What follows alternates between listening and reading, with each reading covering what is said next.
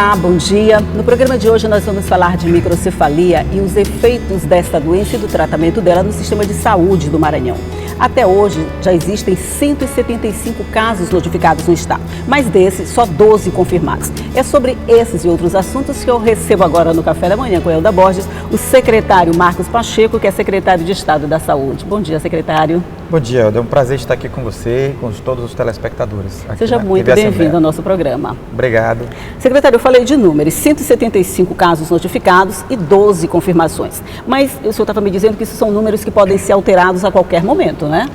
Como é uma doença que está numa progressão, a tendência é que esses casos eles se modifiquem a cada dia, né? As notificações elas acontecem com a maior rapidez e as confirmações acontecem um pouco mais lento, porque para notificar eu tenho só critérios objetivos. Para confirmar, além desses critérios objetivos, como o tamanho da cabeça, aquilo que a gente chama de antropometria do feto, isto é, as medidas... O que é antropometria do feto? As medidas da criança, o formato da criança. Eu tenho também os exames. Preciso fazer exames de ultrassonografia, tomografia computadorizada e exames de sangue para eu poder confirmar ou estabelecer uma relação de causa e efeito entre aquela microcefalia e Zika vírus. E para fazer a notificação, precisa só da circunferência da cabeça, é isso? É isso, porque esse é o critério objetivo, né? Você notifica com base nesse critério. Depois que você notifica, aí você tem então que confirmar. A confirmação ela é mais demorada, certo, como eu disse, porque ela depende de outros exames. Esses que o senhor falou, mas uma circunferência abaixo de 32 centímetros já caracteriza... Já notifica. Já notifica. Já notifica. Existe algum caso onde é notificado, por exemplo, só pela circunferência e chega depois e dá uma medida diferente? Existem casos assim? Existem. É bom lembrar que essa medida ela é feita na hora que a criança nasce. Não tem uma técnica que você tem que fazer isso. Lembra que a criança nasceu, ela vai ter que tem que limpar, tem que aspirar. Aí, normalmente, quem faz isso, quem deveria fazer isso, às vezes é um pediatra. O pediatra não está presente em todos os municípios do Maranhão. Às vezes, quem faz essa medida é uma técnica de enfermagem, uma enfermeira. Imagina uma criança que nasceu no município do interior do estado, em condições não muito adequadas. Então, às vezes, essa medida ela não é precisa. Entendo. Aí, quando a gente vai reexaminar essa criança, que a gente faz a medida, vê que há uma diferença. Essa diferença pode descartar aquela notificação. A gente tem muitos casos como esses ou não é não, tão poucos. raro? Hoje em torno de 16. Desses 175, nós já tivemos acho que entre 14 e 16 casos que a gente teve que descartar como notificado. Mas é um alívio, né? É um alívio. Agora, é bom também lembrar que o nosso corpo é muito complexo, né? A saúde é uma coisa muito complexa. Com certeza. Às vezes eu tenho crianças que têm a medida até maior do que 32 e tem problema cognitivo. E tem crianças que têm uma medida menor do que 32 e vão crescer normais. Porque o organismo humano ele é muito complexo, ele não cabe dentro desses critérios meramente objetivos, né? Agora, nós temos que ter os critérios, porque se a gente não tiver os critérios, a gente não tem um norte para trabalhar. Ah, com toda certeza. Mas esses casos, quando a gente diz 175 casos notificados, de alguma forma dá uma certa apreensão, porque a gente pode considerar que isso é um número alto, apesar de a gente ainda não estar mais no primeiro lugar no Nordeste, como o senhor me informou, né? Mas isso, eu imagino que seja um número alto. Dá uma certa apreensão. O que precisa ser modificado no sistema de saúde para tratar de casos como esse? Vocês tiveram que fazer alguma modificação? Sim, nós tivemos que instituir um ambulatório específico só para isso. Hoje existe um ambulatório específico para atender essas crianças com microcefalia, que funciona lá no Hospital Juvencio Matos. E as maternidades de risco do Maranhão, que ficam em São Luís, Caxias e Imperatriz, em São Luís, Benedito Leite, Marli Sarney, e o materno infantil, e em Imperatriz o materno infantil e em Caxias a Carmozina Coutinho, são maternidades que estão aptas a receber essas crianças e fazer esse primeiro atendimento. Depois encaminha para esse ambulatório especializado que funciona aqui no Juvencio Matos. E muito provavelmente no dia 14 nós vamos estar ampliando isso e vamos até fazer uma inauguração de um serviço novo. Por que o serviço novo? Porque, como eu estava explicando para você, microcefalia não é só causada por Zika. Eu tenho outras microcefalias causadas por outras infecções. E como a microcefalia vê a pauta, estão surgindo outras crianças que já têm, por exemplo, 1 ano, 6 meses que nasceram. E que não foram diagnosticadas nessa época com microcefalia. E que agora a família, por causa dessa discussão, que é muito importante, as famílias disseram, bem, mas eu tenho um caso com isso. Então, se apresenta. Então, nós vamos ter que reaparelhar esse ambulatório, nós vamos ampliá-lo, ele vai funcionar onde funcionava ali no térreo, onde funcionava a maternidade Benedito Leite. Nós estamos reformando e vamos provavelmente, se Deus quiser, no dia 14, vamos inaugurar.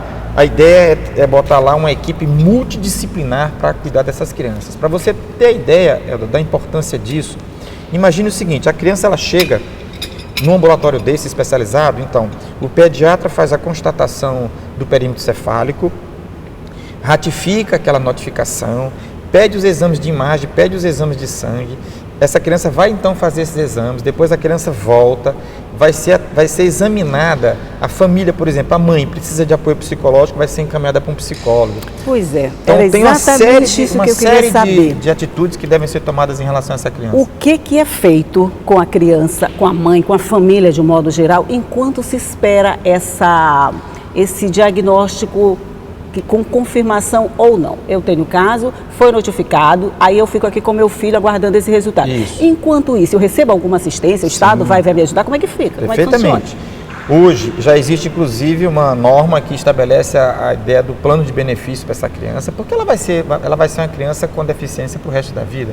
Obviamente que eu tenho uma série de coisas para fazer. Então, retomando aqui o exemplo, então ela chega, ratifica a notificação, pede os exames de imagem e o exame de sangue, a mãe é encaminhada para um serviço que funciona tudo lá, psicologia, a criança tem que ser avaliada pelo fisioterapeuta, tem que fazer também um exame com um oftalmologista para saber qual é a acuidade visual dela, aí depois passa para o neuropediatra para fazer uma avaliação, talvez tenha que fazer um eletroencefalograma para saber se ela tem tendência a ter convulsões. Então é uma série de exames que são feitos.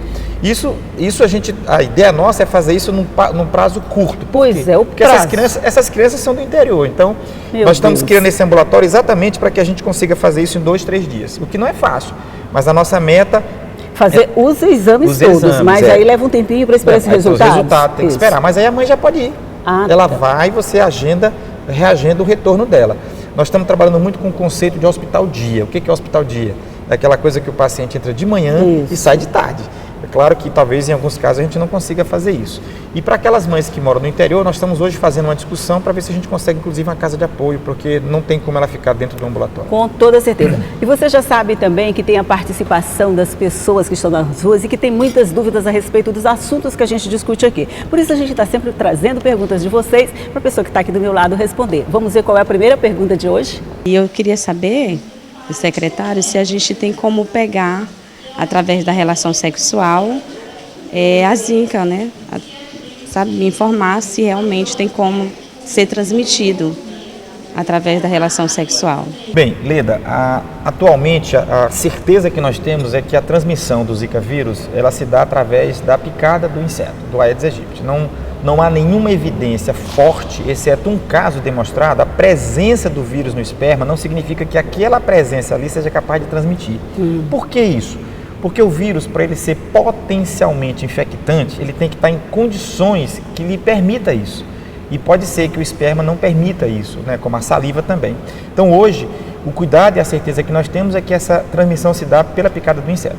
Sempre pela picada do inseto, se a mãe já estiver grávida, é isso? Se ela não estiver grávida, por exemplo, engravidou logo depois de ter uma zika ou de ter um dengue, chikungunya, esses nomes todos, ela pode passar também? Pode. O tempo que a gente está estimando aí é que em torno de 6 meses é que ela vai estar, digamos assim, com a imunidade madura, a ponto de não transmitir verticalmente essa infecção para o filho. Por que a gente chama verticalmente? Que é de cima para baixo, da mãe para o filho. Então, assim, a ideia é que o ideal é que ela não engravide e que espere pelo menos de 4 a 6 meses, que é o tempo que o organismo tem para produzir imunidade suficiente para barrar. Deixa eu ver se é mais ou menos assim. Por exemplo, eu tive uma zika em dezembro do ano passado. De preferência, eu não devo engravidar até junho deste ano. Até maio, mais ou menos. Junho, isso. Perfeitamente. É mais ou menos isso, né? Mas se por acaso eu engravido assim no mês de fevereiro, e aí?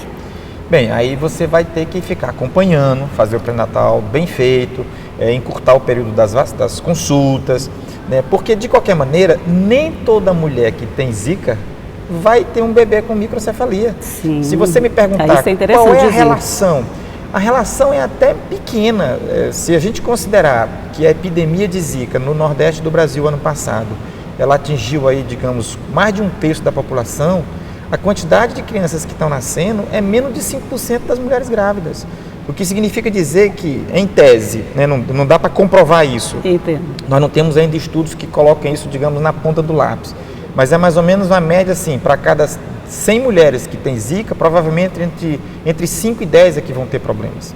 Ah, entendi. Quer dizer, não é uma equação exata. Eu tive Zika, meu filho vai ter microcefalia. Não pode entrar nessa neurose, vamos dizer assim. De jeito nenhum. Elba, em medicina, em saúde, não existe, a saúde não é matemática. Né? A gente nunca pode dizer de certeza. O que a gente trabalha com evidência e com estatística, mas é uma estatística para mostrar uma evidência e não uma certeza. Então não dá para dizer. Hoje, por exemplo, essa relação que eu estou estabelecendo aqui com você, ela não tem ainda comprovação científica, mas é o que a gente observa olhando os dados epidemiológicos do ano passado para cá. E o que de certa forma acarretou todo esse alvoroço, secretário? Se esses casos não são tão alarmantes assim, vamos dizer, o surto de Zika, de dengue, de chikungunya, de alguma forma levou a essa situação em que está todo mundo com medo de qualquer mosquito que chega perto? Na realidade, você sabe que a comunicação é uma coisa muito impactante na sociedade. A gente costuma dizer que a imprensa faz a pauta, né? Então, de qualquer maneira... Nós somos responsáveis... Não é isso. É porque, na realidade, quando a gente diz que a imprensa faz a pauta, é porque o tema ganha força, né? À medida que você... Nós vamos fazer um rápido intervalinho, depois o senhor vai me explicar essa história direitinho, qual é a participação da imprensa nessa história. A gente volta já já.